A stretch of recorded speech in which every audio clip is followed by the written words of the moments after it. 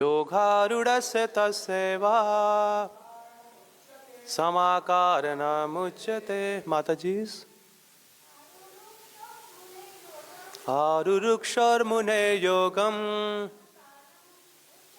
कर्म कारणमुच्यते। योगारूढस्य तस्यैवा समाकारणमुच्यते। और कोई? आरुरुक्षोर्मुने योगम कर्म कारणमुच्यते। योगारूढस्य तस्यैवा समाकारणमुच्यते। शब्दार्थ: आरुरुक्षोः, जिसने अभी योग प्रारंभ किया है। मुनेः, मुनि को। योगम, अष्टांग योग पद्धति। कर्म, कर्म। कारणम, साधन। उच्यते, कहलाता है। योग, अष्टांग योग। आरूढ़स्य, प्राप्त होने वाले का। तस्या, उसका। एवं, निश्चय ही। क्षमा, संपूर्ण भौतिक कार्यकल्पों का त्याग। कारणम, कारण। उच्यते, कहा जाता है। अनुवाद और तात्पर्य श्रील प्रभुपाद जी के द्वारा। श्रील प्रभुपाद की जय। अनुवाद: अष्टांग योग के नव साधक के लिए कर्म साधन कहलाता है और योग सिद्ध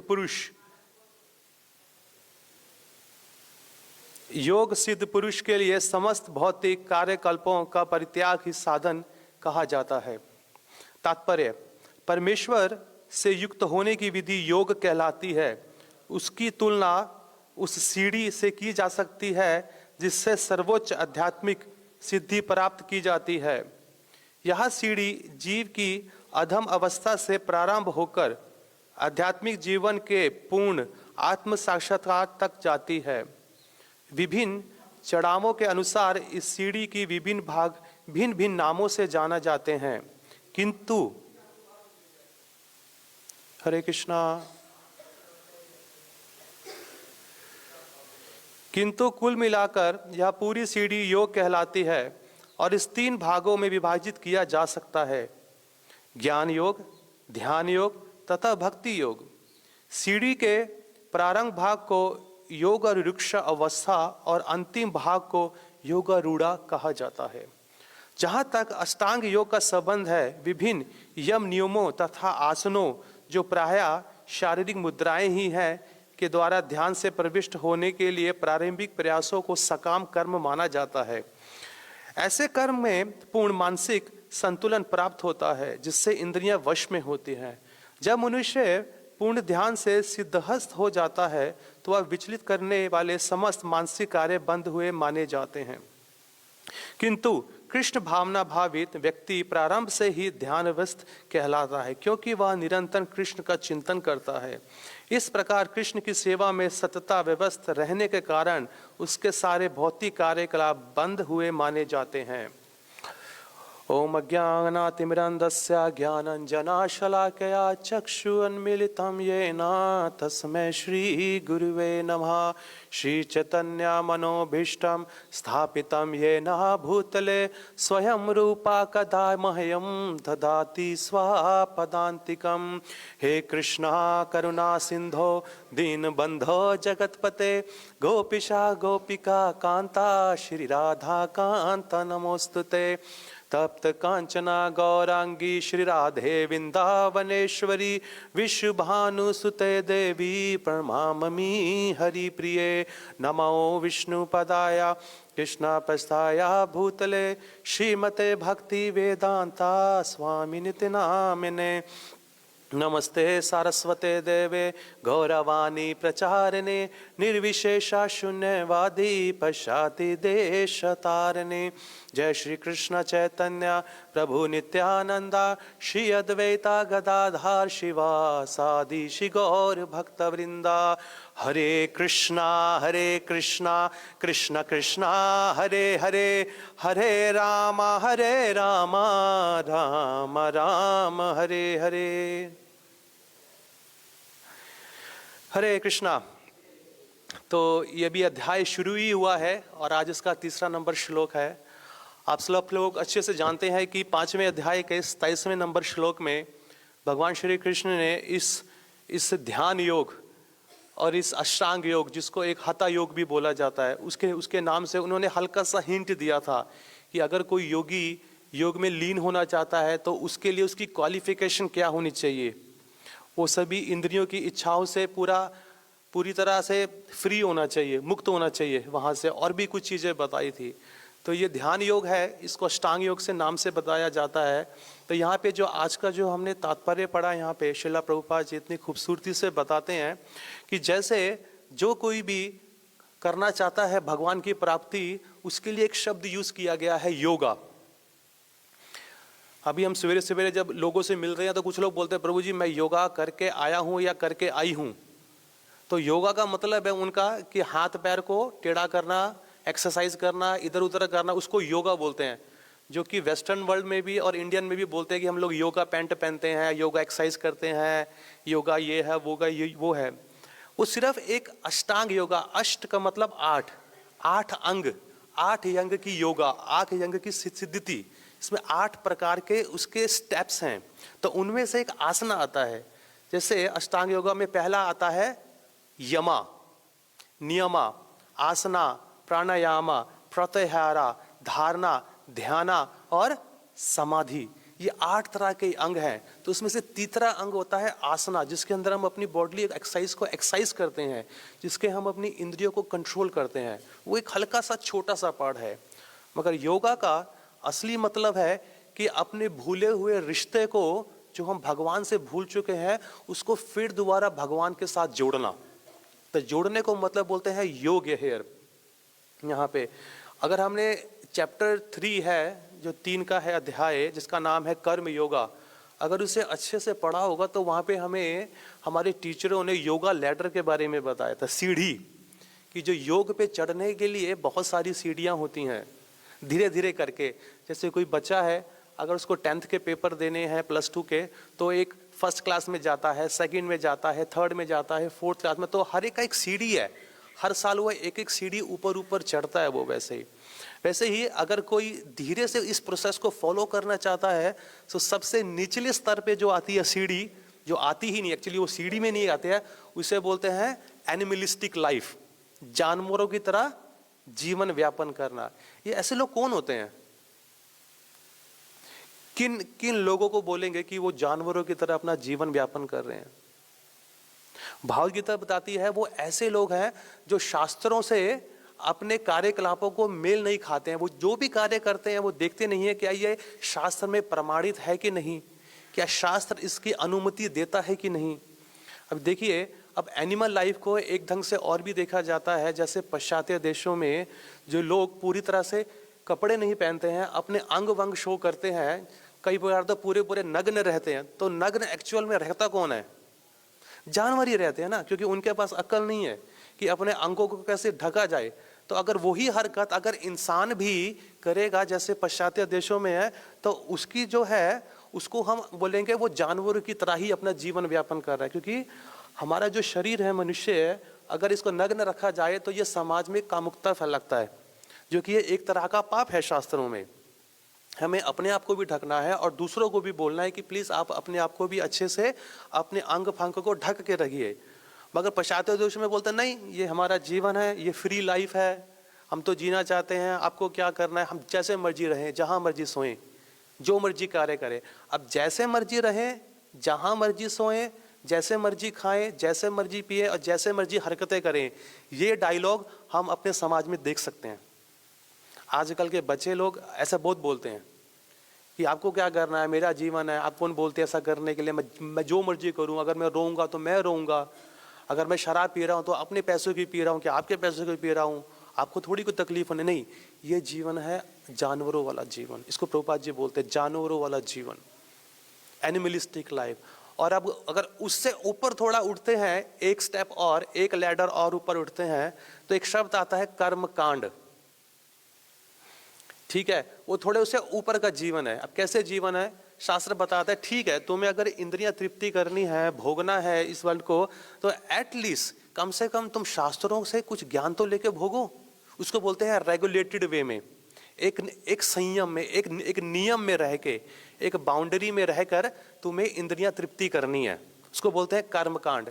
जैसे कि हमने अपने घर परिवार में देखा है, लोगों को देखा है, जब उनके जीवन में कुछ दुख तकलीफ आती है, जैसे बोलते हैं कि पितृ दोष लग गया, क्या बोलते हैं साढ़े साती आ गई, और फलाना फलाना। क्यों? क्योंकि अब उनको इंद्रियों भोग में तकलीफ हो रही है, क्योंकि उनके हर तरफ से उनके पास विपत्ति आ रही है।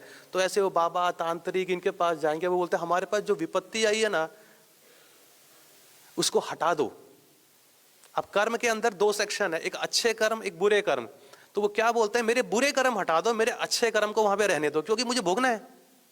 तो इसी के लिए तो जाते हैं वो, पंडित जी नारियल चढ़ाओ, यज्ञ करो, हवन करो, सुख समृद्धि आए, कुछ टोना दो, जादू टोना दो, घर में रखे, दुकान पे रखे ताकि पैसा बने, ये सब बने, कितनी सारी चीजें होती हैं, उसका भोग होता है।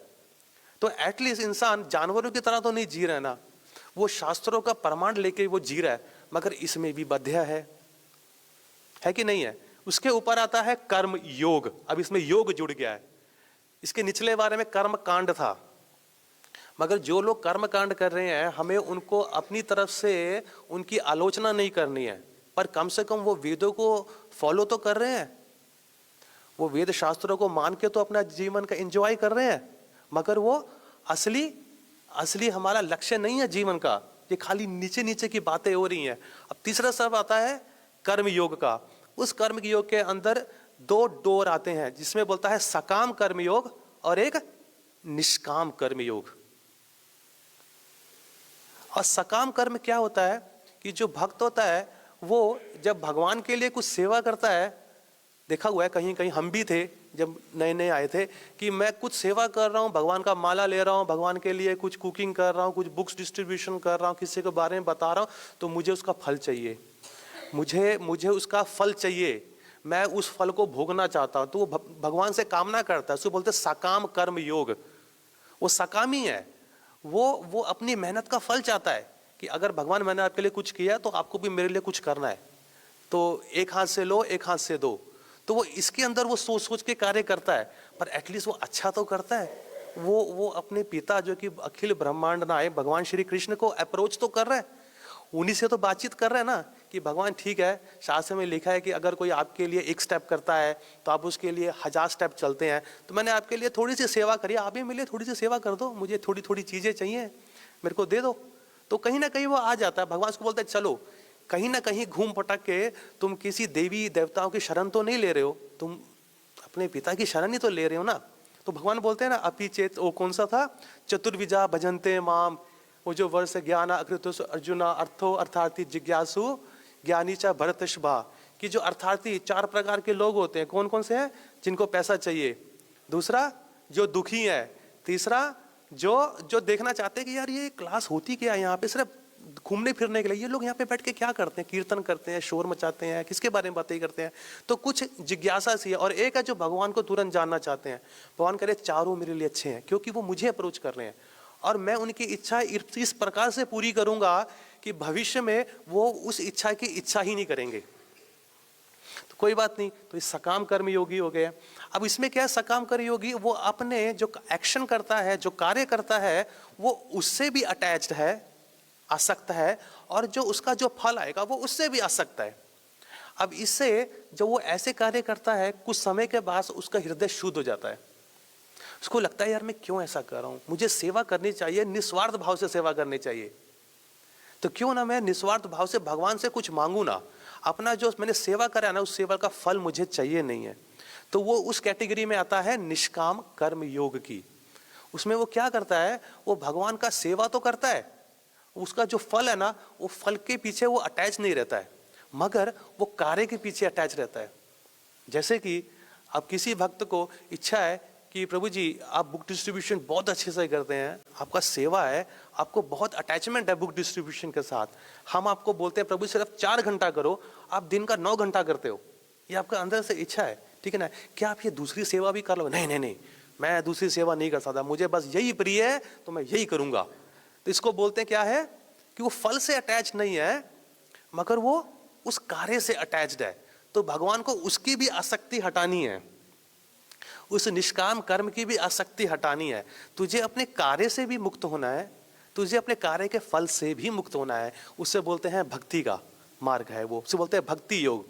अब जब इंसान कुछ समय के बाद जब ये इसमें लगा रहता है निष्काम कर्म योग में कि कार्य से है अटैच्ड मगर उसके कार्य के फल से अटैच नहीं है, तो कुछ समय के बाद ना उसका जो वो भक्ति है ना वो थोड़ा सा मैच्योर्ड होके वो चला जाता है ज्ञान में। उसे बोलते हैं ज्ञान योग का। वो मैच्योर्ड हो गया है, परिपक्व हो गया है अपने प्रोसेस के अंदर, वो पक गया है, वहां से वो अब ऊपर की तरफ तरक्की करता है। और वो क्या करता है, तो वो भगवान के शास्त्र पढ़ने शुरू कर देता है, उपनिषद पढ़ता है, दूसरे अन्य शास्त्र पढ़ता है और अपना माइंड लगाता है कि भगवान एक्चुअल में कौन है, कौन है, कौन है भगवान एक्चुअल में कौन है, क्या भगवान ऐसे दिखते, क्या भगवान है। वो अपने माइंड को जोर लगाता है। देखा कि नहीं देखा है, अपने माइंड को जोर लगाता है ना। देखो जितने भी उपनिषद है ना वो ये बताते हैं कि जो भगवान वो कौन है, पर्सन है, एक व्यक्ति है। जितने भी उपनिषद है वो बताते हैं वो व्यक्ति है, मगर ये नहीं बताते वो व्यक्ति कौन है। पर गीता बोलती है वो व्यक्ति भगवान श्री कृष्ण है। गीता भी एक गीतो उपनिषद है। जितने भी उपनिषद हैं उन उपनिषद में ये बोलते हैं कि वो ऐसे दिखते हैं, उनके धाम में आप जाओगे, उनके धाम में ना तो लाइट है, ना तो सूर्य अपना सन है, ना तो मून है, वो अपने आप में ही जलते हैं, वो बहुत शक्ति वो पर वो है कौन।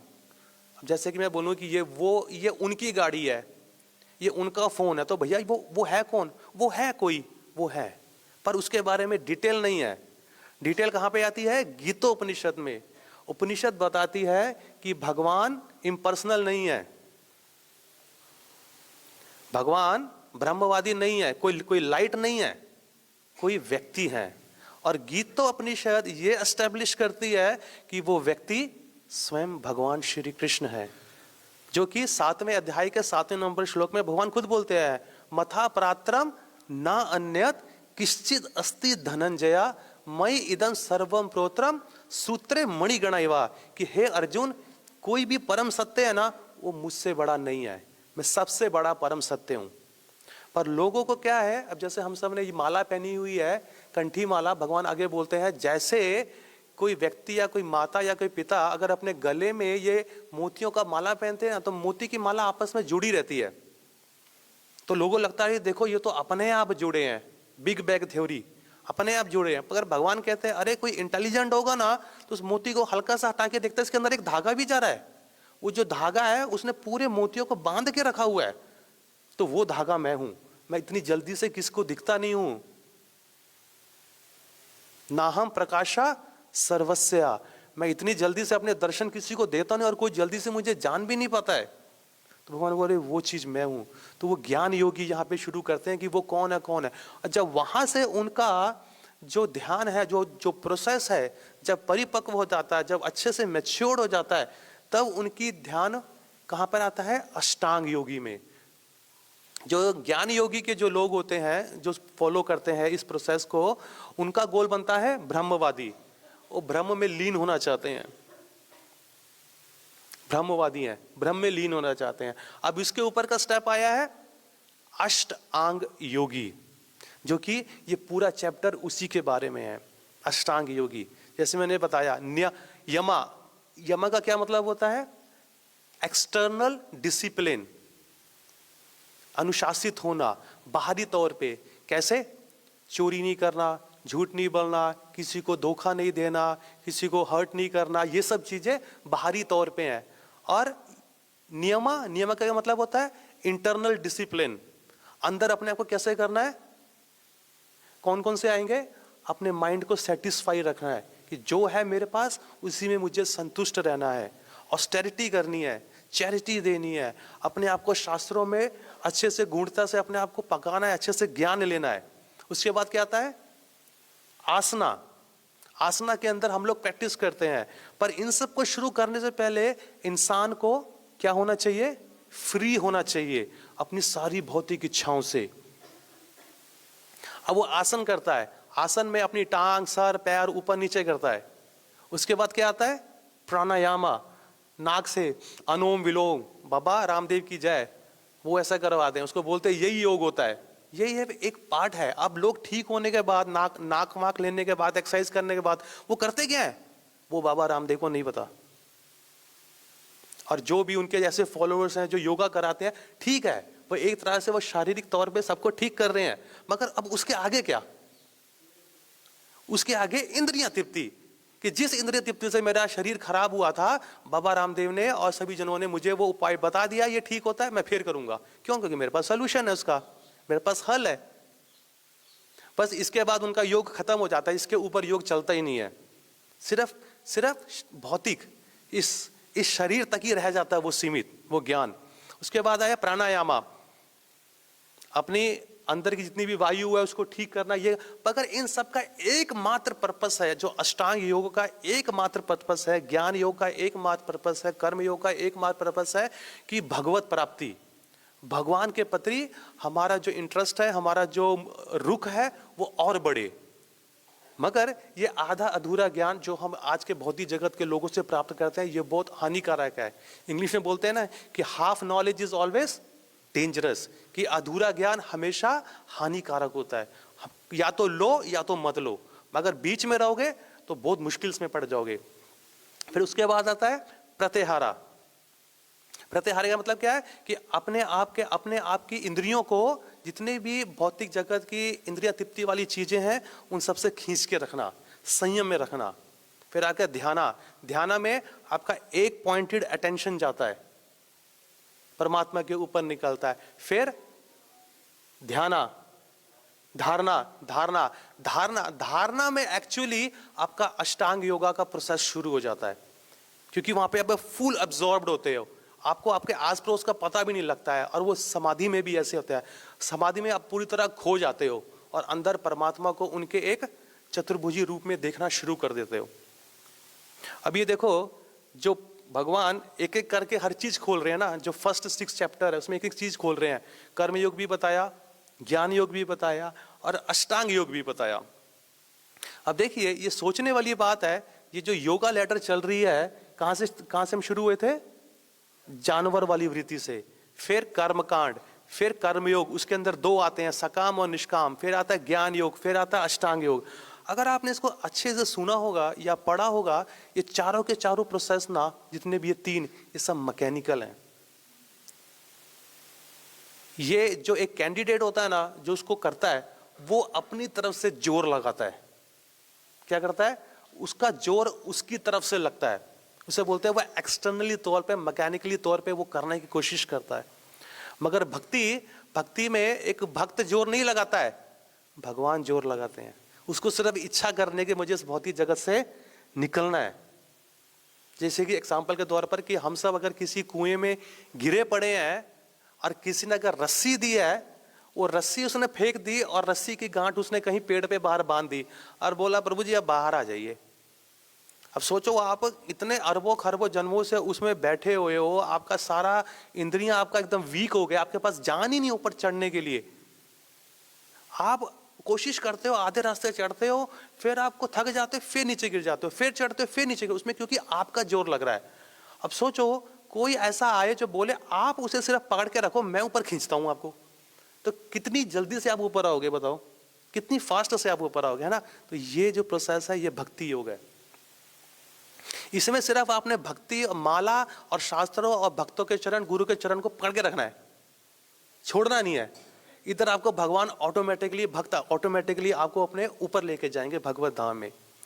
और दूसरा, एक बहुत ही सुंदर उदाहरण देता हूं मैं, जो कि अक्सर मैं इस पॉइंट को समझाने के लिए बोलता हूं। जैसे कि हम सब शॉपिंग सेंटर में गए हैं, है ना, मॉल में गए हैं शॉपिंग वॉपिंग करने के लिए। उस मॉल के अंदर 3-4 लेवल हैं। अब आपको सबसे चौथे लेवल पे जाना है कुछ खरीदने के लिए जो कि आपकी जरूरत है। वो चौथे लेवल पे आपकी जरूरत है सबसे ज्यादा, और आपको जो कि मुझे घर में बोला गया है वाइफ ने, हस्बैंड ने, जाके लेकर आने के लिए, ठीक है। आप जाते हो और फर्स्ट लेवल पे देखते हो यार ये पर्स, ये वॉलेट, ये शर्ट हाफ प्राइस में मिल रही है ये शूज हाफ प्राइस में मिल रहा है। आप ऊपर जाने की जगह अब नीचे जाके शॉपिंग करके सारे पैसे खत्म करके आ जाते हो। अरे यार पैसे लेकर आया था किसी और चीज के लिए, कहीं और खत्म हो गया। और ये अक्सर होता ही है, हम जिस पर्पस के लिए शॉपिंग सेंटर में शॉपिंग करने जाते हैं वो ना करके कुछ और करके वापस आ जाते हैं, तो पैसा खत्म हो जाता है, ठीक है ना। देखिए जो कर्मयोग है ना, जो कर्मयोग है वो ऐसा ही है, आप सीढ़ी की तरह है, धीरे धीरे करके चढ़ते हैं पायदान पे, ऊपर ऊपर जाते हैं, ठीक है। अब फर्स्ट फ्लोर पे गए तो जो कर्मयोगी है ना, तो उनको लालच मिलता माया का। अरे देखो तुम्हारा नाम, प्रतिष्ठा, पैसा, शोहरत, ये कितना कुछ आ रहा है। अरे भक्ति क्या करोगे, यहीं पे रह के देखो ना, जिसके लिए तुम करो तुम्हें मिल रहा है। तो इंसान कहता है हाँ मुझे मिल गया, तो वो वहीं रह के फर्स्ट फ्लोर में रह के नीचे आ जाता है, कहता है यार मेरे साथ हुआ क्या, मैं तो ऊपर जा रहा था फोर्थ फ्लोर पे। वो प्रोसेस है। सेकंड है ज्ञाना का एक्सीलेटर वाला, वो सोचता है नेक्स्ट टाइम से ना मैं सीढ़ी नहीं लूंगा, नेक्स्ट टाइम से मैं सीढ़ी लूंगा, मैं एक्सीलेटर लेके जाऊंगा मैं।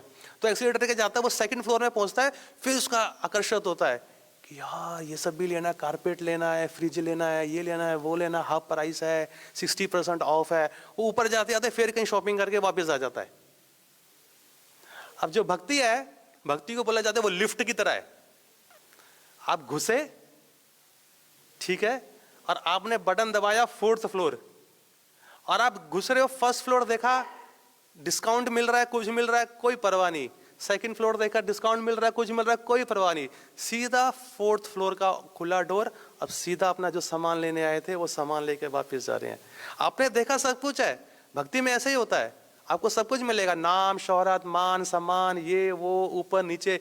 भक्त को दिखता है हाँ ठीक है, ये पहले भी मैंने प्रोसेस फॉलो किया था, वो सब मिल गया, उसके चक्कर में मैं फिर रह गया था, मेरा मनुष्य जीवन खराब हो गया था, अब नहीं। तो भक्ति क्या करती है, दिखाती सब कुछ है, मगर वो आपको एक प्रोटेक्शन में रख के रखती है, जो कि वो आपकी लिफ्ट है। और इतना फास्ट प्रोसेस है, देखो सीढ़ी से भी फास्ट प्रोसेस, एक्सीलेटर से भी फास्ट प्रोसेस, सब चीजों से फास्ट, सीधा लिफ्ट सबसे तेजी से ऊपर भागती है, जो कि यहाँ पे ये भक्ति का यहाँ पे सारा का सारा कार्य है। अब बताइए इतना सरल तरीका छोड़ के क्यों कोई इतना मुश्किल तरीका अपनाएगा। ऐसा नहीं है कि ये सब तरीके पहले नहीं किए जाते थे। अष्टांग योगा जो है, कर्म योगा जो है, ज्ञान योगा है, ये पहले के युगों में किया जाता था। ऐसा नहीं है कि इनका कोई महत्व नहीं है।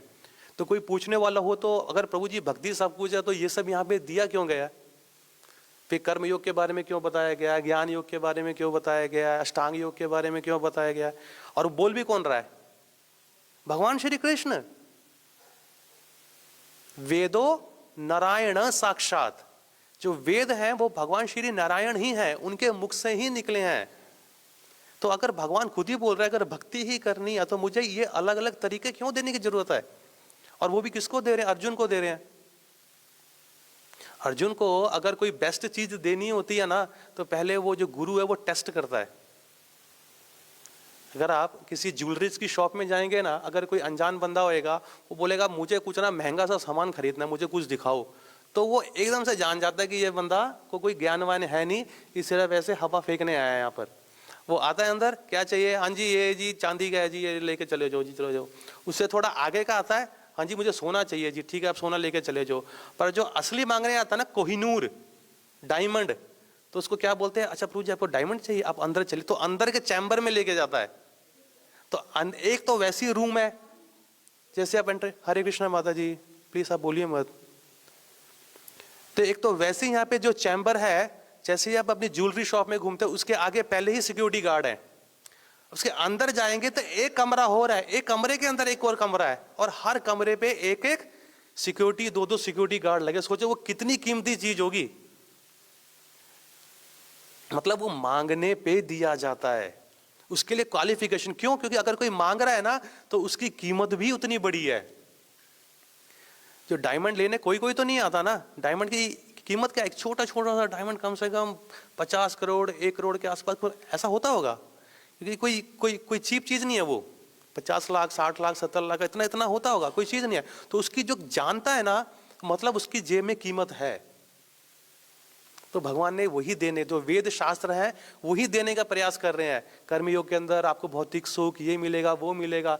तो भगवान दूसरे अध्याय में बोलते हैं भागवत गीता में, त्रैगुण्या विषय वेदा निस्त्रैगुण्या भवर्जुना निर्द्वंदो नित्यो सत्वस्था निर्योग क्षेमम आत्मवान।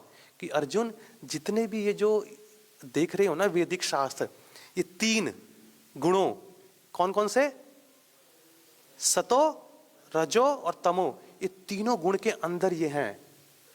जितने भी वेद शास्त्र है ना, इनका ज्यादा से ज्यादा नॉलेज इन तीनों रजोगुणों तमो के अंदर ये फैला हुआ है, इनके अधीन है। मैं तुम्हें बता रहा हूं, निस्त्रय गुणया, तुम इनको ट्रांसीडेंस कर दो, तुम इनसे ऊपर उठो। निर्योग क्षेमम आत्मवान, अपने आप को पहचानो, एक योगी बनो, एक योगी बनो। क्यों? क्योंकि ये सब चीजें अगर कोई क्लास में कोई टीचर बोल रहा होता ना किसी चीज के बारे में, तो इसका मतलब ये नहीं कि हर कोई भक्त, हर कोई इंसान हर चीज उठा लेगा।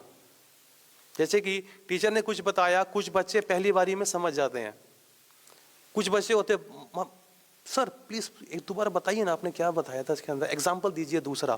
तो वो दूसरा एग्जाम्पल देते हैं, कुछ समझ जाते हैं, कुछ को लगता है 3-4 बार, और कुछ होते इतना बारी देने पर भी नहीं समझते हैं वो एग्जाम्पल। तो अलग अलग लोग होते हैं। जब सुखदेव गोस्वामी जब श्रीमद् भागवतम के बारे में बता रहे थे, वहां पे बैठ के 88,000 थे ना, कितने थे, मतलब लाखों लोग थे वहां पे, बहुत सारे लोग आए थे। तो वो परीक्षित महाराज को भी ऐसे टेस्ट कर रहे थे। परीक्षित महाराज ने, बताओ क्या बताते हो? तो उन्होंने बोला पहले कर्म योग करो ना, मुझे अच्छा नहीं लगता। पहले ज्ञान योग करो ना, इससे भी ऊपर कोई है तो बताओ। अष्टांग योग ना, इससे भी ऊपर है तो बताओ। भक्ति योग, हाँ ये अच्छा लगता है। और सेम चीज चैतन्य चरितामृता में चैतन्य महाप्रभु रामानंद रॉय से पूछते हैं कि मुझे असली सत्य के बारे में बताओ क्या है। तो उन्होंने बताया कि प्रिस्क्राइब ड्यूटी करनी चाहिए, हमें अपना ऑक्यूपेशनल ड्यूटी करनी चाहिए, हम जिस आश्रम में उसे परफेक्ट करना चाहिए ना। कोई अच्छा बताओ, अच्छा जी आपको ये करना चाहिए, इससे भी कोई अच्छा है तो बताओ, ये करना चाहिए, इससे भी। तो कहाँ जाके वो आखिरी में आते हैं भक्ति, हाँ ये सही अल्टीमेटम है, ये आप असली चीज बता रहे हैं, इसी का असली ज्ञान है। क्योंकि हर जन्म में श्रील प्रभुपाद जी बता रहे हैं कितनी खूबसूरती से, इस बात को हमेशा जोर देते हैं कि हर जन्म में हमारे पास हर चीज है, माता पिता भाई बहन हस्बैंड वाइफ, मान सम्मान ये वो, और वो किसी भी योनि में है। ऐसा नहीं कि खाली आपको मनुष्य योनि की बात कर रहा हूं, वो हर योनि में आपको ये सब मिलेगा। और हर योनि में आपको क्या नहीं मिलेगा, वो है भक्ति। तो इस बात पे जोर लगाते बोलते हैं, अगर आपको इस जन्म में भक्ति मिली है तो कोई भी कीमत है, कितनी भी बड़ी कीमत है, चुका डालो, मगर हाथ से भक्ति को मत निकलने दो। क्योंकि अब जो ये हाथ में भक्ति आई है, ये आपको इस भौतिक जगत से निकालेगी। तो इसको थोड़ा सोचने का प्रयास करो, और उसको, और उस प्रोसेस पे जरा थोड़ा सीरियस हो जाओ कि हम इसको कैसे किया जाता है और कैसे ना करें। तो भगवान यहाँ पे अर्जुन को यही छोटी छोटी चीजें यहाँ पे बता रहे हैं कि देखो ये कितना डिफिकल्ट प्रोसेस है। आज की डेट में ये सब कर पाना हमारे लिए मुमकिन है, सिंपल प्रोसेस है कलयुग का।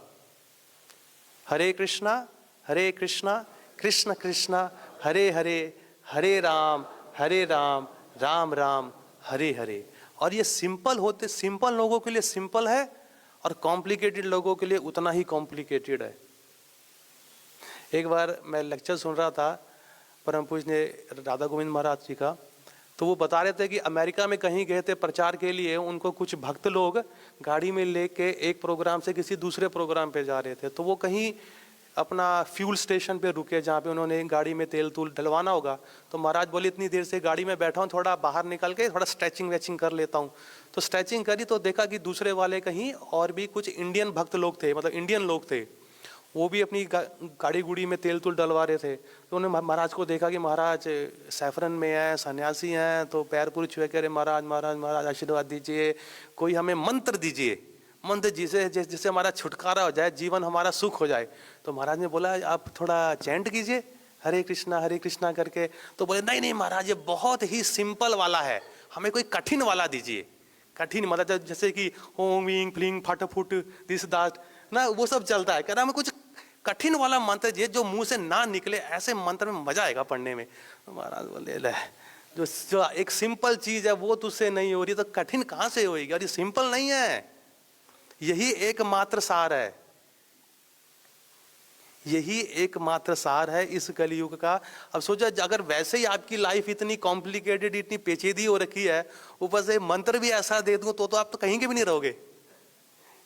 तो कहने का तात्पर्य ये है, देखिए, कि लोगों को तो आसान तरीका बताओ तो वो सूझता नहीं है, उनको डिफिकल्ट लाइफ में डिफिकल्ट कार्य ही करने हैं इसमें करने के लिए। चलिए, हमारे पास 10 मिनट है, अगर किसी भक्त का कोई प्रश्न है तो यहाँ प्रश्न लेना चाहूंगा मैं और प्रयास करूंगा कि उसका उत्तर दे सकूं।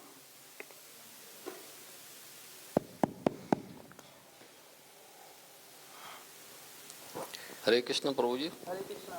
बड़ा अच्छा लेक्चर आपका है, प्रभुपाद की जय। अब मेरा कोई क्वेश्चन नहीं है, पर मैं ये कह रहा हूँ कि जो भक्ति योग है, तो इस भक्ति योग में ये अष्टांग जो है ये भी इसमें सहायक है। बिल्कुल। तो जैसे कि अहिंसा है, तो हमें सभी जीवों के साथ प्रेम करना है, उनको कष्ट नहीं पहुंचाना है हमारे मन वचन कर्म से, है ना। और यह है, हमें मन वचन कर्म से किसी की चोरी नहीं करनी है, किसी को लालच नहीं करना है, किसी का, है ना। ब्रह्मचर्य का पालन करना है, बिल्कुल, है ना।